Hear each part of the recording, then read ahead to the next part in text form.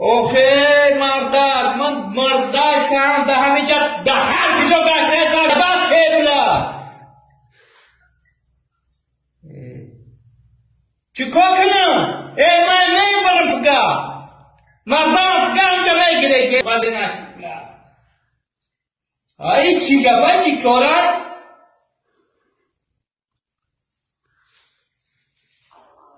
ای بچه سیل شدم با نام خدا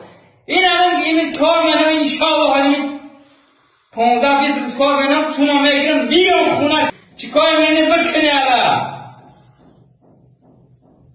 این بیزار شدم همین زندگی بیزار شدگی من اینجا های کیه چی پرابلم های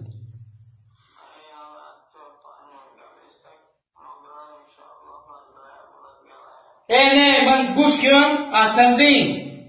زنگ بزن خونه منم 20 روزگاه کار منم همین بدل ما میگیرم میرم خونه من بیزارم همین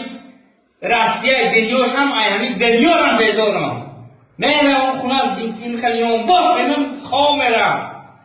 اینا با فهمیرم این زندگی را اینا بیان یعنی بیار بینم اینجا اوناش خب آخی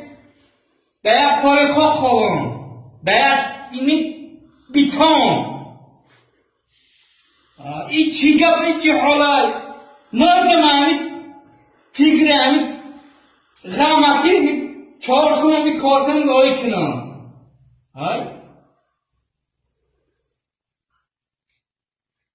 نونی خوردگیم زهره بطن سیر شدم آخی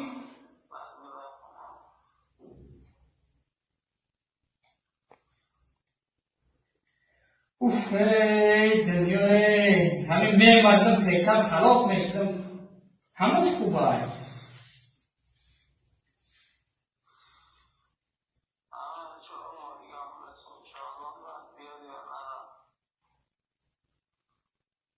آخی چکا کنم نه بچه جون این از سرا کنم آخی بهنام خدا قسم همین حرکت دارم دو دارم آخی دیگه میرم یا جا کار میکنم این نمیکنه سون اونجا میره کار میکنیم میذارم 4 سال نمیتونم خطر نشوه آخی سرا کنم اینا این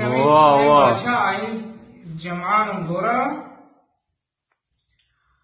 ای کولا با اینا گاز اخده سرا که اینا هیچی هم دور که اینا